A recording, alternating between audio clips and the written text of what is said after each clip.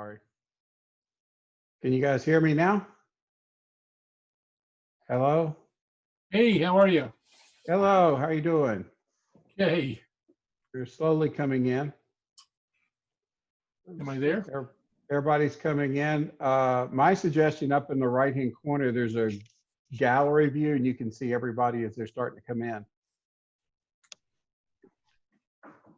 We have some people I haven't seen in a long time here.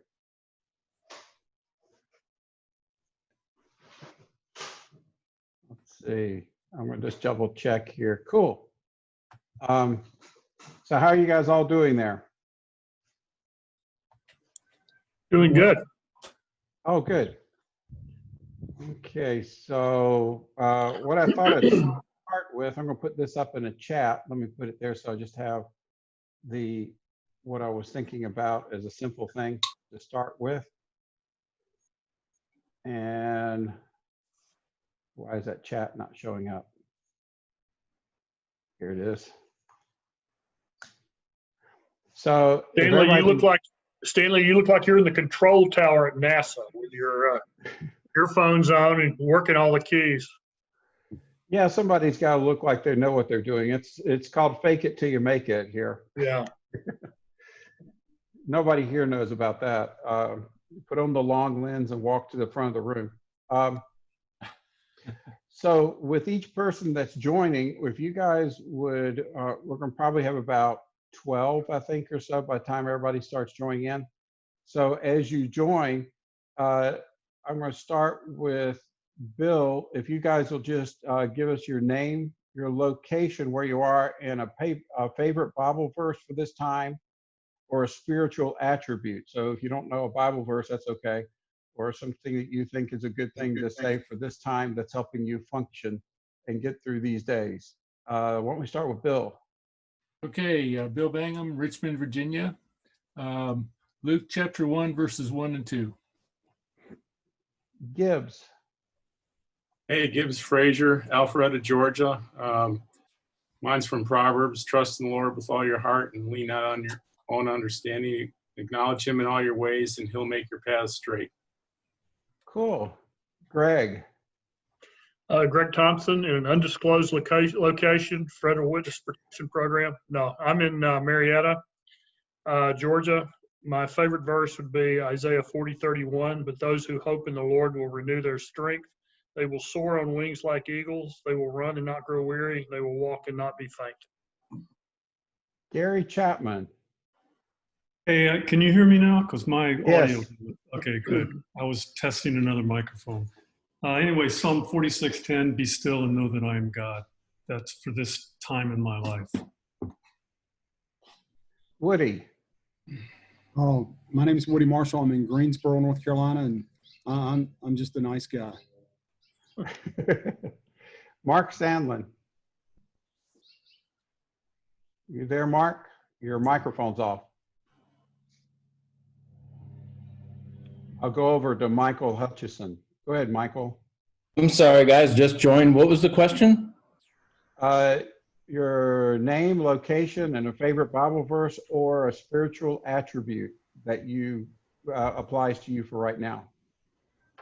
Michael Hutchinson. I'm in Pasadena, California currently, and I try to rely on Proverbs 3:5-6. Trust in the Lord, with all your heart, lean not on your own understanding, which is coming in handy these days. Oh, good. And then Phil up in Wallace. Yeah, I'm up in Chicagoland, and the reference escapes my mind for the moment, but it's the verse that says, "Let no man despise thy youth, but never deed do unto the Lord." Rough paraphrase, but yeah. Oh, good. And I think Mark Sandlin disappeared once we asked for a Bible verse. Okay. I think he's going to try to rejoin us. Mine would be Ephesians 2:10, which is, for we are his workmanship created in Christ Jesus for good works, which God prepared beforehand that we should walk in them. Okay. So let me see. Anybody else join us here? Good. Okay. We had two people today that were going to present some stuff to kind of inspire us. And so we got one more person joining us. Hold on one second. So Gil, joining in, give us your name, your location, favorite Bible verse, or a spiritual attribute that applies for you right now. But turn your microphone on.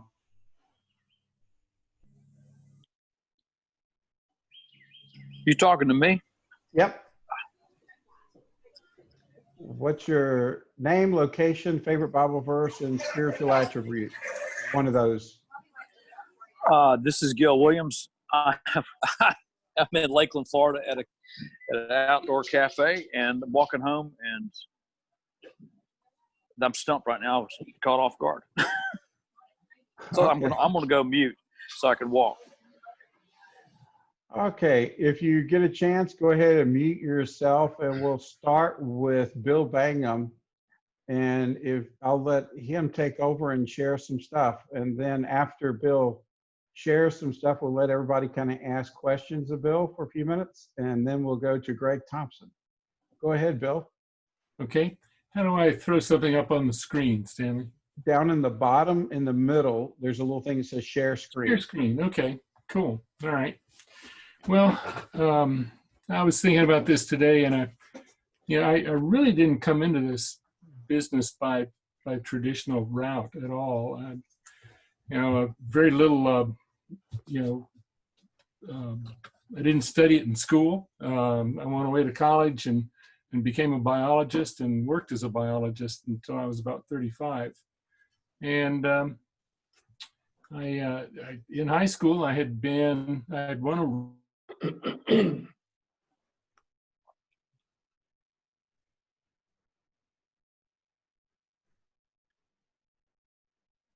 probably remember a fellow walked in and shot up their newsroom a couple of years ago. That's the same one. Which was kind of strange because my dad worked for National Geographic. He was not a writer or photographer. He was a resident engineer, and a lot of his good friends were photographers because he was always doing things like, I don't know, his camera systems were some of the first in space, and he worked on lighting the main chamber of the UN headquarters so they could take a picture of that, and worked with Cousteau. He had a pretty neat life, but it didn't rub off on me, and it wasn't until I got into writing, which I generally felt like was a calling, and began to get interested in photography at that point in time, primarily because of a Sunday school teacher. And her name was Wanda Barker. And Wanda subscribed to 3 magazines. She said to me one day, or she said to me several times, we've got to find more ways for people to hear your stories. And so she subscribed to 3 magazines. One of them was called World Mission Journal. The other was called Missions USA, and the third was the Commission magazine, all of which were Southern Baptist publications back in the heyday of Southern Baptist communications. And had such people as Mark Sandlin and Paul Obregon and Ken Touchton, and photographing for it. And I would Don Rutledge, and I would look through those magazines and truly inspired by them. And I think, what a wonderful life, what a wonderful thing to do. And I won't go into it all, but I eventually ended up editor of all 3 of those magazines, and even got a chance to start a 4th one called Commission Stories, and great staff on these publications, and we recognized with Pictures of the Year International several times. But anyway, I always wanted to be, I felt like my calling was to be a player coach. I didn't look at myself as the way most editors do. I wanted to, if I was going to ask someone, one of my writers or one of my photographers to do something, I was going to do it myself also. I wanted them to know that, that it wasn't just them. that any of us were expected to do this. So I know I've only got a few minutes here, so let me show you some pictures. Talk a little bit about that.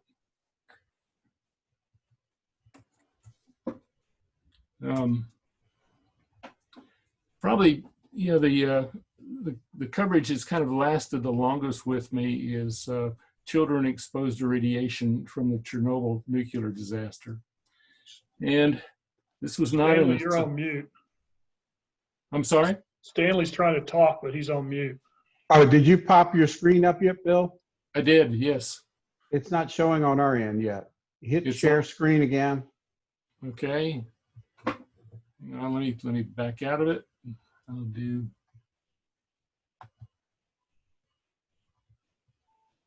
It says host disabled attendee sharing screen. Okay. Okay, go ahead and try it now. Okay. That do it? No. And one last thing. There we go. Now try it. Okay.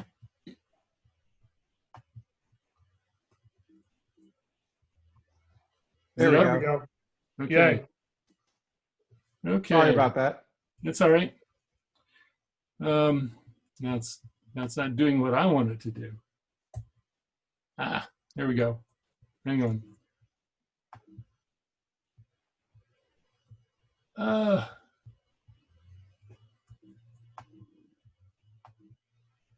This is crazy. Technical difficulties, huh? There we go. All right. Do it that way. All right. There we go. And this story happened one afternoon when a woman, called me about, that her church was going to sponsor some kids, from that had been exposed to radiation from the Chernobyl disaster, and she said, "I've made a bet with my husband." She said, "You only do big stories, and I told him that you wouldn't do one like this." And he said, "Well, I'll make you bet on that." And I told her well, tell your husband that you just lost your bet. And that kind of started off on I guess several decade involvement, which I'm still involved to a degree today, working with these kids. The things that they face are incredible. Because of Chernobyl, about 25% of the children in the country are orphans. These are kids here I'm showing you that are going through their diagnostic procedures in hospitals. This is probably the worst of the lot. There's a special facility for children who have been affected genetically. You notice the hand, and if you were to take off the Mickey Mouse pajamas, you'd find that she doesn't have a left arm. This is Sergey, and Sergey kind of became the poster child for an organization that started out of this this involvement, and it's still going today. Over the past nearly 30 years, they have worked with something like 12,000 children, attempting to help them, everything from surgeries to just respite care, getting them out of the contaminated areas. A physician at one of the hospitals, and this is the hospital where the kids with genetic abnormalities are found, and this is the graveyard above the hospital, and he could go down that line of crosses and say, well, this is Sasha, and he died of such and such, and this is Miriam, and he knew each one. When the kids, generally, once they go into this hospital, they never see their parents again. They notify the parents when they've died, but there doesn't seem to be much response. And they end up, he and his staff prepare the bodies and bury them themselves. Some of the other stuff I've done through the years, also it kind of reminded me that most of the stuff I've done is that the most significant to me was self-assigned or something that I found. And I was on a tour with the president of the IMB, and he was a new president, and he was trying to see all our missionaries across the globe. And so I went with him into Eastern Europe just to kind of document our peripatetic president. And we hit Croatia. And the writer and I decided that we would skip Paris, where the president was going next, and dive into Bosnia and particularly Sarajevo, and spend a week there. We met a young woman, you can't see her face in this, that in one of the refugee camps up in Croatia, and when she learned that we were going into Bosnia, she asked if she could go with us. Well, at the end of our time there, we went to try to find her parents, and they had not seen each other for 5 years. Neither knew whether the other one was alive or not. And this is the moment in which the daughter and the mother see each other for the first time. Arab Spring. These are young men that have all been incarcerated for their faith. And this is in Sfax, Tunisia. And they've had something of a reprieve, and they've opened up the jails and let some of these guys out. And they've not seen each other for about 18 months. And they're all young leaders in the Christian church in Tunisia. And this is in a street coffee shop, and they were singing hymns. They were afraid to sing them out loud. You know, they felt their sense of freedom, but not a total sense of freedom. So you'd lean in and they would whisper them, you know, blessed be the name, blessed be the name, blessed be the name of the Lord. Probably the other coverage that's kind of, I guess, would bookend my career is this fellow Otto Raja, who's sort of a mother, well, not sort of, very much another Mother Teresa, in which he takes the broken and dying off the streets of India, Bangalore, India. And he has a facility that he is built from taking one man into his house at one point in time. At one time, his family had in this very small, probably, I don't know, maybe at the most 15 by 10 room, they had 12 men living with them. And he's built this into a facility. There's now a center for children and one for women and another for men. And he cares for and feeds 400 people. Also part of that story, this is one of the fellows getting shaved in the men's center. The story is really not about the man, but the hands that you see. This is, you know, Babu the barber. That's what everybody calls him. And Babu had been a translator, fluent in about 6 languages. And he lost it all to alcoholism and drugs and ended up on the street himself. And near death, somebody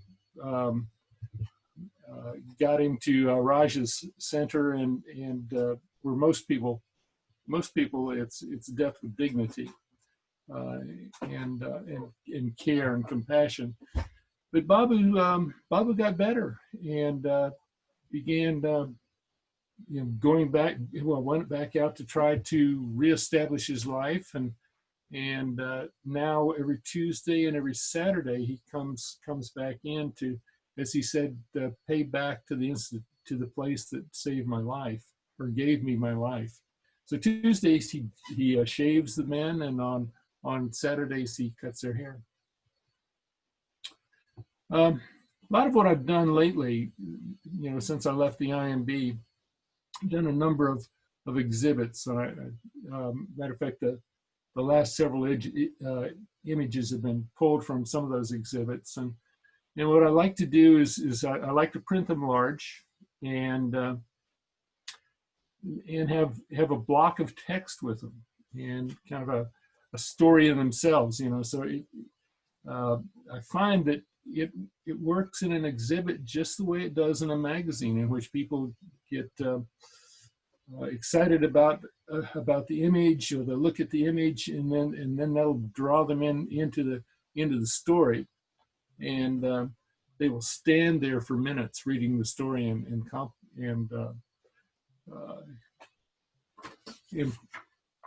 I guess for me, the pairing of words and images have always been significant, and I learned early on that if you really wanted to have an impact and an influence on a publication, you needed to be the editor of it.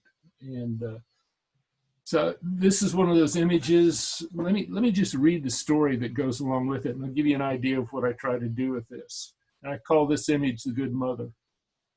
Miriam is a good mother. She weeps for her city in Syria, which tumbled about her as the fighting came closer and the shelling began. She weeps for loss of friends, neighbors, and family, over the chaos of the desire to survive in the seeking of something as simple as water. She speaks of her journey south to Jordan in safety, crossing the desert at night on foot, avoiding army patrols because the border was closed. She speaks of those in hiding, wondering who will survive. The son left behind, still fighting, and wonders what will become of him. She weeps for the son shot down in the streets, and the little one still with her, whose future seems so uncertain. There are many things for which to weep. Miriam is a good mother. Our world is filled with good mothers, mothers whose children died too soon and do not live to bury their mothers, whose children died too soon and do not live to bury their mothers. It matters not the agent, disease, violence, addiction, war, foolish decisions. It matters not. The good mothers are left to speak in whispers of the obscenities they witnessed and to repair a breach they cannot mend. Well, that's it. Thank you, Stanley.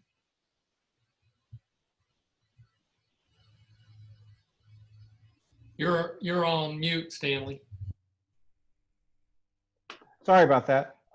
What I'm going to do is hold off on questions on Bill because it went a little longer, and go to Greg. And then at the end of that, because we have till 1:40 with the way my thing was.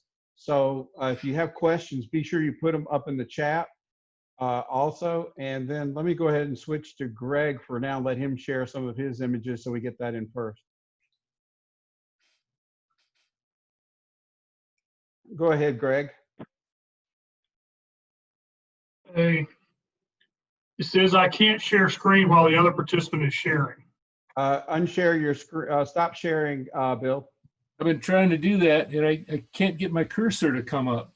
Okay. Is there any way you can do that? I'm working on that. Pardon? I'm working on it. Okay. There we go. And now back to, there you go, Greg. Well, Stanley, you tricked me. I told you I had only 2 conditions showing images.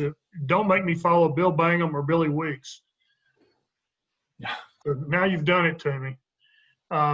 So this is going to be the entertainment section after seeing these amazingly powerful images from Bill. Can you guys hear me okay? I can hear you. Are you sharing a screen yet? Not yet. Okay. So when I share the screen, I'm just going to go through a bunch of images, and you'll see what I'm talking about in a second. So this is going to be the entertainment section of the program. Bill had the serious, important stuff, and I'm going to take you somewhere you guys can't go right now. And so I have a number of personal projects, one of which has been the Appalachian League in the minor league baseball. And I don't know why minor league baseball in general has fascinated me, but the Appalachian League, for whatever reason, just fascinated me. It's been going on for over 100 years. It's in the little towns of Bluefield, West Virginia, Danville, Virginia, all these places. So over the last few years, I can squeeze in a couple of games, 2 or 3 games every year. I've been to all 10 parks. Well, now Major League Baseball, in all of its wisdom, is going to probably eliminate the Appalachian League, which is the short season rookie league. It's the place where dreams go to, people are all there on a dream, and the dreams go away. There's a songwriter who writes the song, it's a boy's last dream and a man's first loss. And that's what the Appalachian League is. It's 18, 19, 20-year-old kids trying to keep the professional dream going. It's community baseball. It's the stuff that really draws people in. It's my town against your town. And so it's something special to me. Major League Baseball is probably going to eliminate it for a lot of cost-cutting reasons. So I'm going to try to do something here that we can't do right now. Is I'm going to try to take you guys to the ballpark. This is the Bluefield, West Virginia's cap, Bluefield Blue Jays. And so I've got several images, but I'm going to go through. And one thing I noticed about the Appalachian League is in all 10 parks, the experience is essentially the same.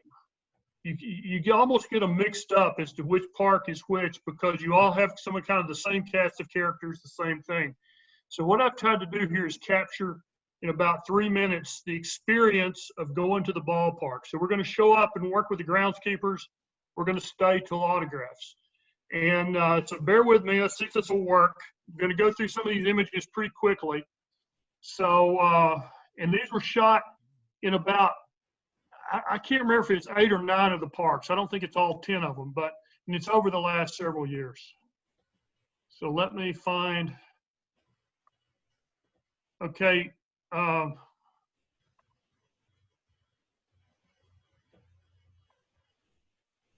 Okay, Stanley, I'm not, okay, are y'all seeing that?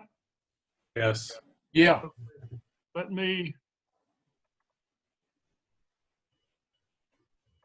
all right, so join me on a trip to the Appalachian League. Let's go to the ballpark.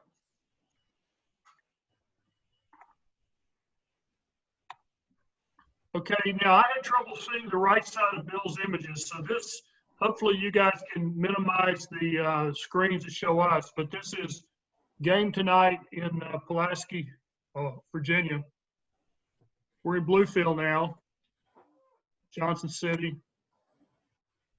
We're still seeing the big screen is what I'm seeing of What all the screen? images. I'm seeing all your images in one big screen. Yeah, just the thumbnails. Okay, how do I fix that? There you go. Stan? Now click on that. Can you see the, I see your cursor now, but I don't see the picture. you don't see the picture? Double click on 001. Double click it. Okay, hang on. Can you see it now? Shrink that. Oh, well. Go, if you go up to your top left corner, you'll see a thing that says view. And it should have something like slideshow, or it should get you be able to take I don't want to, but I don't want to do slideshow. I want to go through them myself. Well, you should be able to scroll through them yourself. But under the setting of view up in the top corner. Top right corner. Up on the top of your page, there's File, Home, Share, and View. Go to View, and I'm not seeing view. oh, We're getting your entire close desktop. that. We're seeing your entire desktop. Close whatever your window you're in and go back to where you see all the thumbnails. Okay. And then go to the word. Are you seeing the thumbnails now? Yes. Yes, that's where we're saying go to the word view at the top. Got it. Okay, what do I do on view? It should give you a scroll down when you click on it. Says navigation.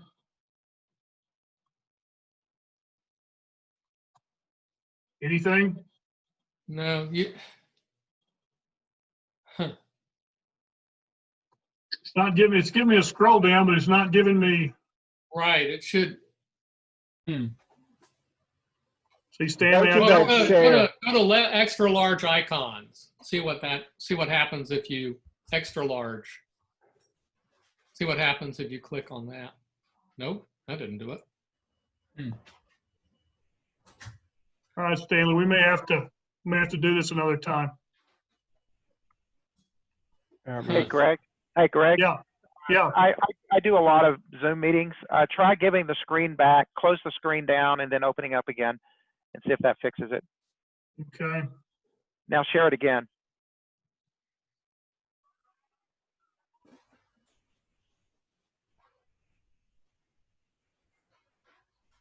Okay, hit share again. Yeah, just share screen again. Are you seeing the big picture on your screen? I am right now. Are you? Oh, there we go. There you go. There we go. Okay. Sorry, guys. Congratulations. All right. Let's try again here.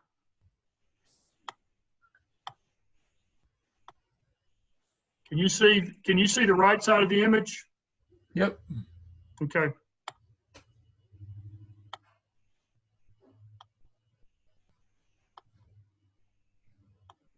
You always have the 60-year-old pitching coach, grizzled guy watching over the young arms. So I've got him here. The menu tonight was peanut butter and cold cuts, which is pretty typical Appalachian League fare. These guys make virtually no money. And of course, we always want to find out every night if we're playing, because playing time means everything. I love the way, remember these are 17, 18, 19-year-old guys, so I love the games of they make up. This is pepper, kind of a variation of pepper, played without bats. They're always working. A lot of sitting around in the Appalachian League, waiting for the ballpark, waiting for the game to start. And then the fans start arriving. I love this image right here. This is Elizabethton, Tennessee. Welcome to the show, which is about as far from the show as you can get.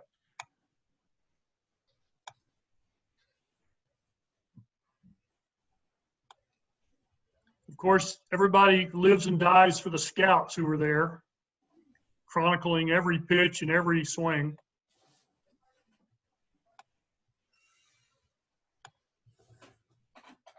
This is when everybody starts showing up. And I love just against the hills, you have these little lights of these little stadiums and people pulling in and pickup trucks and farm vehicles and everything just for the night at the ballpark. Bring your own folding chair, a lot of these places. All right, you got to look at this one closely. Do not put your dip or chew in the urinals. Very important to remember that.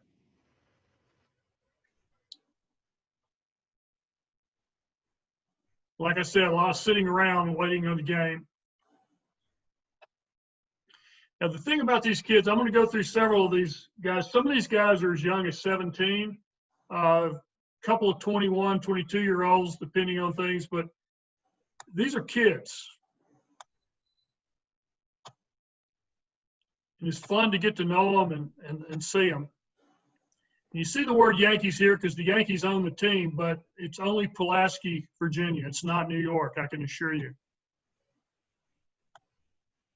Now, the great thing about some of these parks is I'm sitting on the deck of these new friends of mine watching the game. This is in Pulaski, Virginia, where you can watch the game from the front porch of people's houses.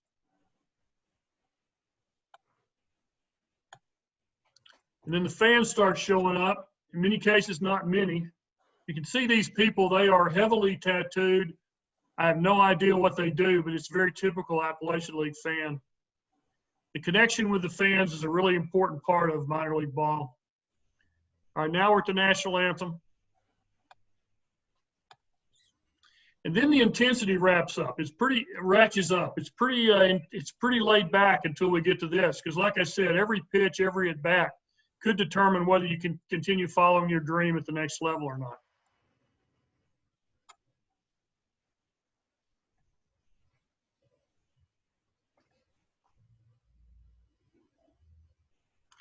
And you live and die off the radar gun here. Every scout, everybody charting every pitch has the radar gun. And I can tell you right now that 89 is not going to make it at the next level.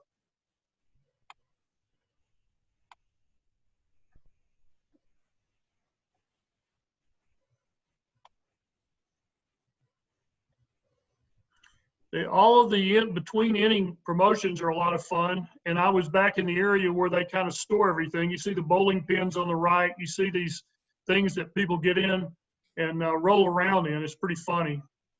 So again, consistent experience. All right, the fans are pretty much the same everywhere. There's a guy like this at every park who's just totally devoted to the team. Of course, the players are different every year. He has an opinion about everything. Close play at the plate, he doesn't like it. So he's very vocal. A lot of really impassioned fans for their community team.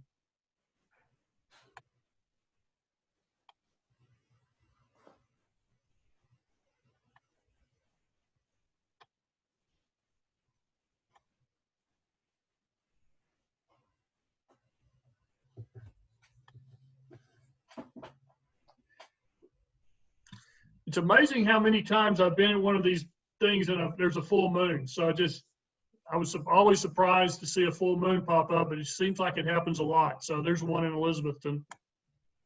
All right, the bullpens I spend a lot of time in the bullpens. These guys have to do a lot of sitting and try to entertain themselves while they're waiting for that one chance to get in and throw some pitches. A lot of sitting around, making up games, interacting with the fans, just kind of killing time. And then you get the call, and then it's intensity time.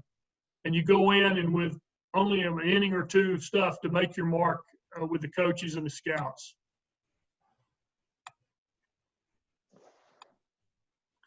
And almost, I'd say half the time, storm comes in. We're up in it's mid to late summer in the Appalachian Mountains, so we always have storms blowing in. So you've always got your rain delay, of course. You're pretty much a typical part of a night at the ballpark there.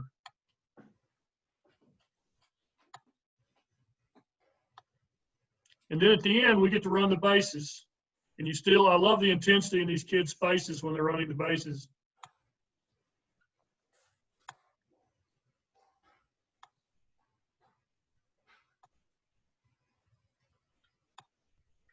Then we got autographs out by the bus. They're looking at this is the Danville Braves. They're playing in Tennessee, so they're about a 3.5-hour bus ride waiting them tonight. And of course, the girlfriends, big part of everything. And then autographs. Love the expression on this little kid's face. And that's it.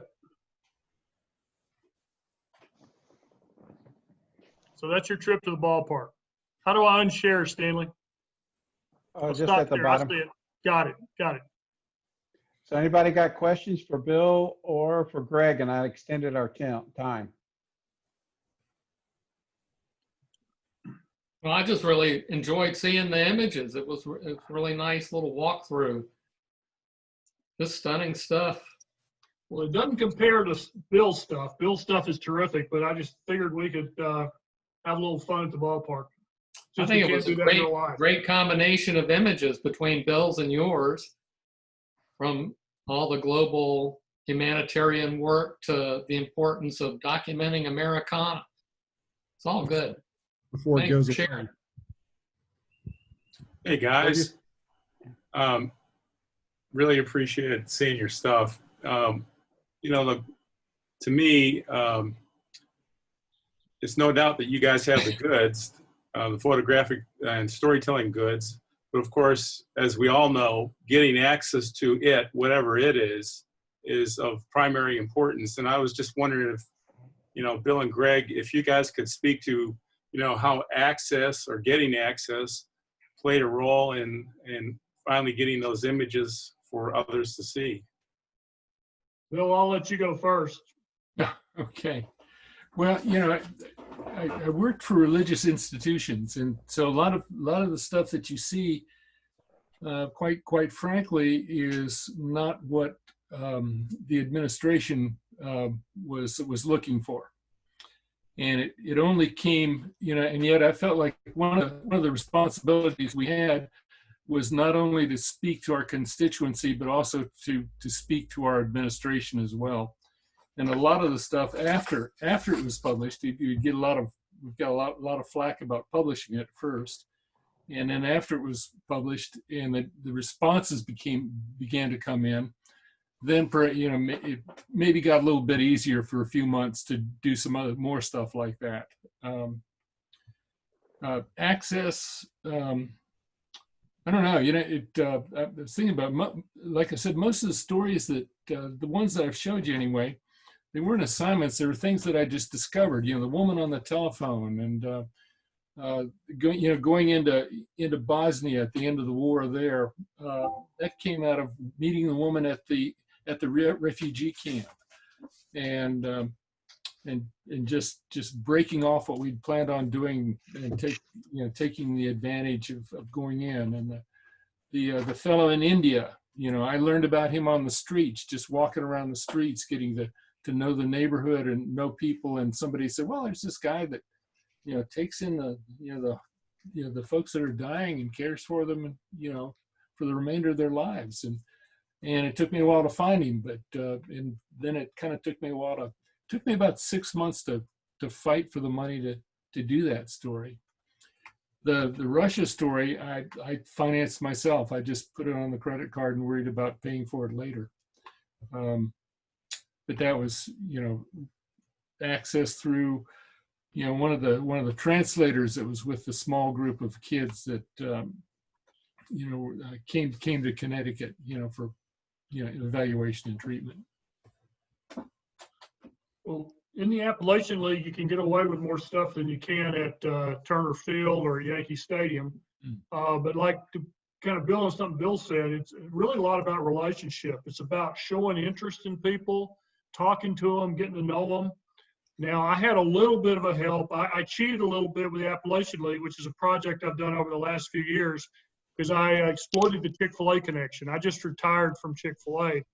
And so I was able to exploit the Chick-fil-A connection. And first of all, a free sandwich coupon will get you a lot in life if you have those to give out.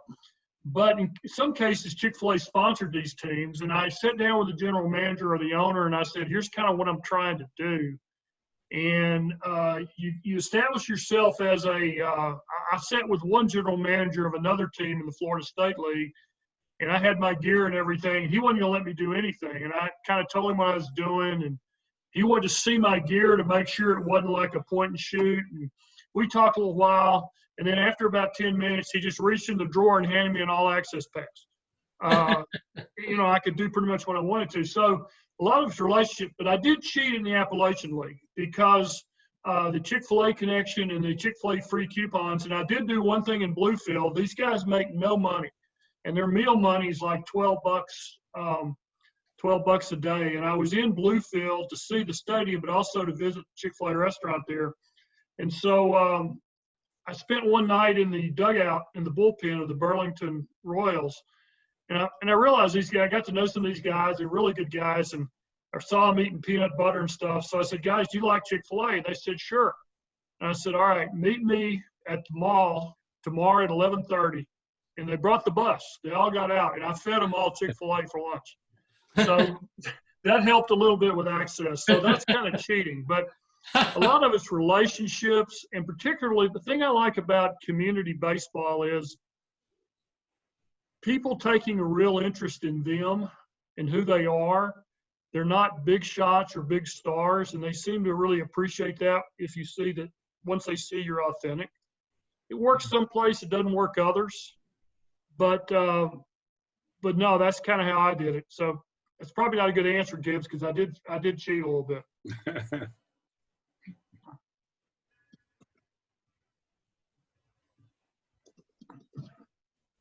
You're going to ask something witty at one point, or saying something.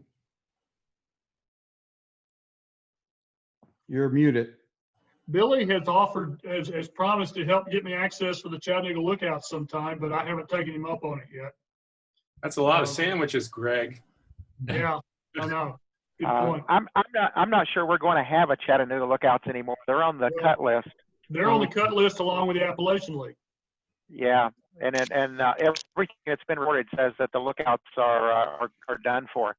So though I think they're actually using that to get a new stadium, but I think they are too. A friend of mine is one of the ownership group of the Lookouts, and he asked me if I wanted to invest in the group about 5 years ago, and I didn't have enough money to do it. And I'm really glad now that I didn't do it. Yeah.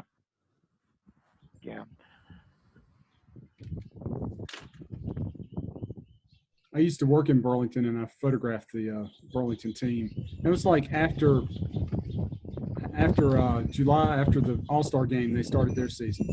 Yeah, it's a short season. It starts at the very end of June or the very beginning of July, and it runs through the end of August.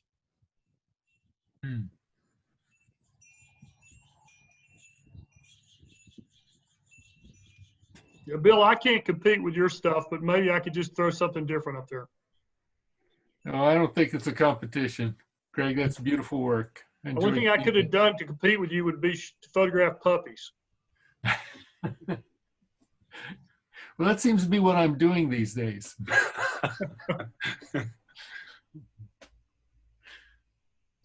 Any Bill, other questions?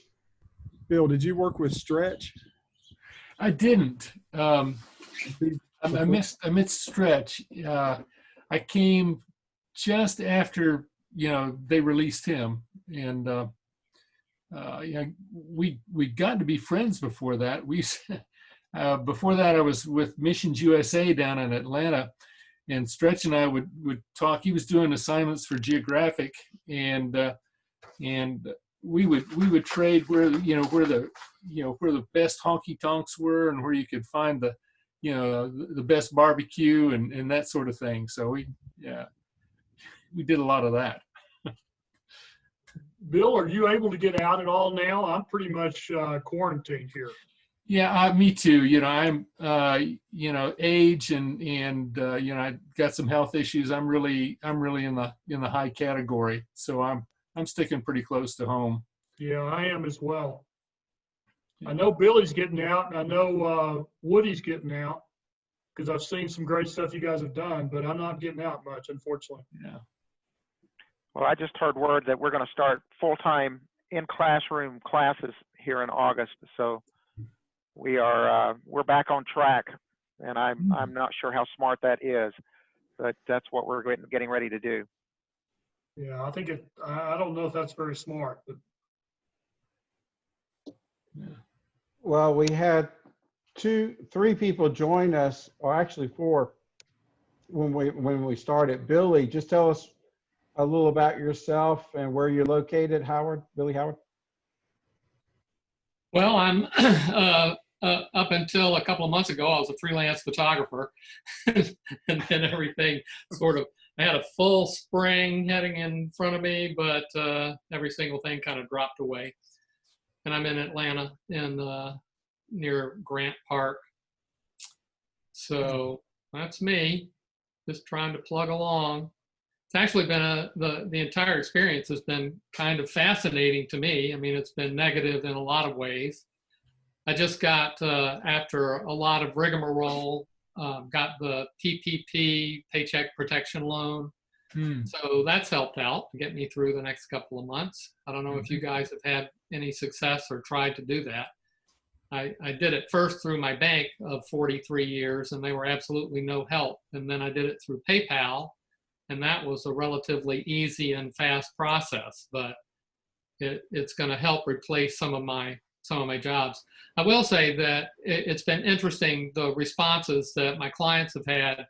I've had a lot of clients for 10, 20 years, and the ones that dropped, all but one of the assignments I had set up for the spring, the clients paid me my 50% advance after realizing they weren't going to be able to do the shoot this spring.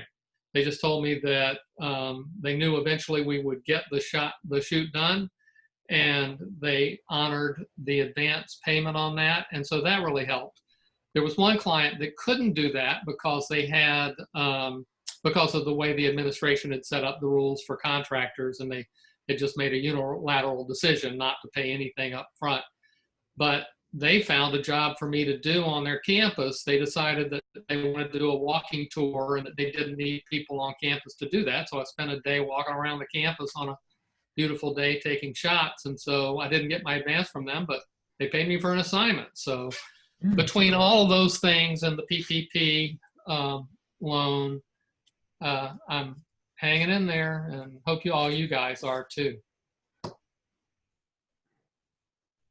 I didn't know PayPal was offering the PPP The You can do it through through PayPal. And my wife had trouble with that, and she went through Cabbage. I don't know if you're familiar with that. It starts with a K, ABBAGE, but they do kind of loans to small businesses anyway, and so they got set up with the government program, and both of us had a pretty easy experience going through that process. So if you're interested in it, you should do that.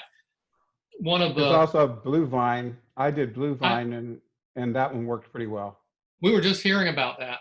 And apparently that's even easier in terms of the documents you need to have.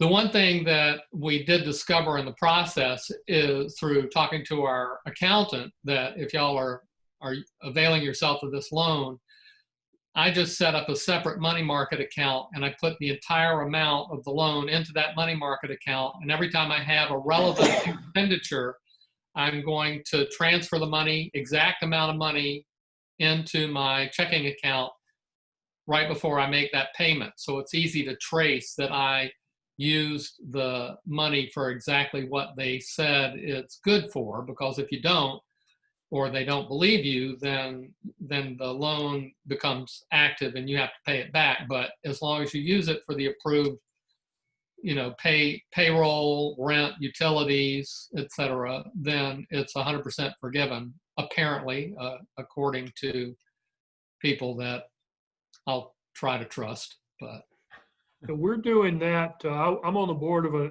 nonprofit that Billy Weeks knows about, Score International, and we got one of the first ones of those loans, and our accountants were smart enough to do the same thing you said, set it up in a separate fund.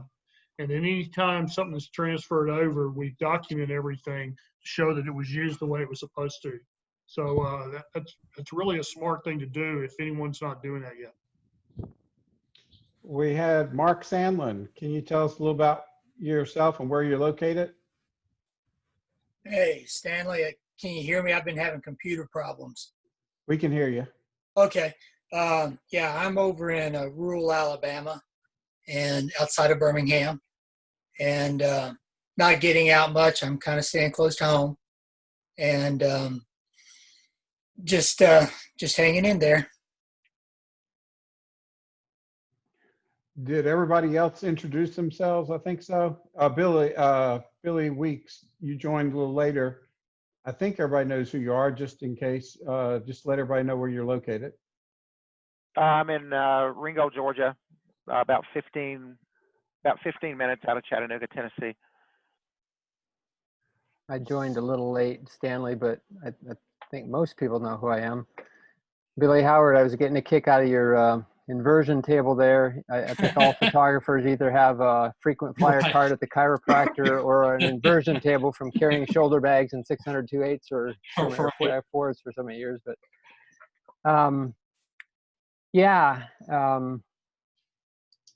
you guys, Greg and Bill, it's so encouraging to see your work. It really is. Most of the time that we dialogue, it's on other things, and I think we, as photographers, we like to make competitions out of things, but when it gets down to it, it's the lives that we impact that make a difference. You guys,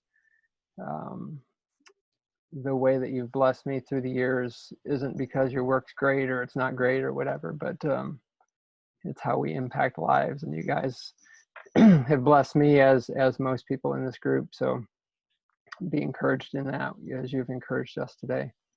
So for those that don't know, I'm with ABW Mission Board doing mission stories based in Harrisburg, Pennsylvania. Stanley, I want to tell one quick story about relationships. I'm in the bullpen in Bristol, and I'm talking to the players who want to know, what am I doing? Why am I there? So forth. And I get to know this one kid, really bright, just graduated from Liberty University. And he was a big right-handed reliever. And we were talking, we immediately started talking about, serious stuff. Suddenly he gets the call, he has to warm up and go in. He said, wait a minute, I got to go get this batter out, then I'll come back and we'll talk some more. And anyway, he and I became friends. I helped him with his thesis. I helped edit his thesis. We've had some mentoring discussions. he's out in Phoenix now. I talk to him probably once a year or so. He'll contact me. So it's been kind of fun to the way God brought us together. This was 6 years ago, and I still hang out with this guy. He doesn't play baseball anymore, but it was just an interesting way that God puts us together in the bullpen in Bristol, Tennessee, Bristol, Virginia. Hey, Micah, you just joined us. It looks like at the very end of this, but tell us who you are, where you are, and what kind of work you do. You need to unmute yourself, though.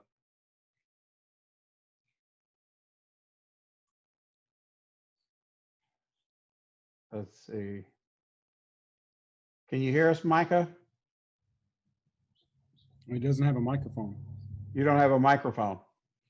Okay, it's just not working there. Okay, well, we'll try this next week. Next week, we got James Dockery, who works for ESPN, who's going to give us a peek behind the scenes of what they're doing at ESPN right now. And he said he'd do that next week. This week, he's moving his daughter from college back home. And I just need one more person. Well, Phil, can you join us next week and share some of your stuff? I should be able to. Usually Fridays are a pretty easy day for me. I know Cool. I've got to get a bunch of production scheduled, but yeah, we can plan on that. Great. Well, if you guys want to join next week, you can. I'm trying to make it real short and not too long, and also make it where you get to see some work and then find out how other people are functioning right now during this time. So I'm glad you all joined us. Thanks for your time. And I don't want to take any more because we went over a little bit more than what I said was going to do. So next week, we'll have Phil, and we'll also have James Dockery presenting, and come with questions. Phil, if you go ahead and put your stuff up on in the chat room, then people can see where to go look for some of your stuff. And I'll keep that live for a minute. And if you want to, anybody else got last comments before we go? Yeah, I just wanted to invite everybody to, Atlanta Celebrates Photography. We have a weekly Zoom gathering, not directed at all, or it hasn't been so far, where it's just a place to call in and meet some people, and you can gripe about the business or talk about your successes during this period of time, or just have a conversation. It's not even all photography, but we do it every week at 4 o'clock, and you can go to ACP Info. It's ACP Info, all one word, .org. And our website, if you scroll down it just a little bit, you'll see the Zoom meeting, and every week it gives you a new code to get in. So you're always welcome to join us and meet some new people, have a little fellowship. We'd love to see you. Well, thanks so much for the invitation. Anybody else got a comment before we leave?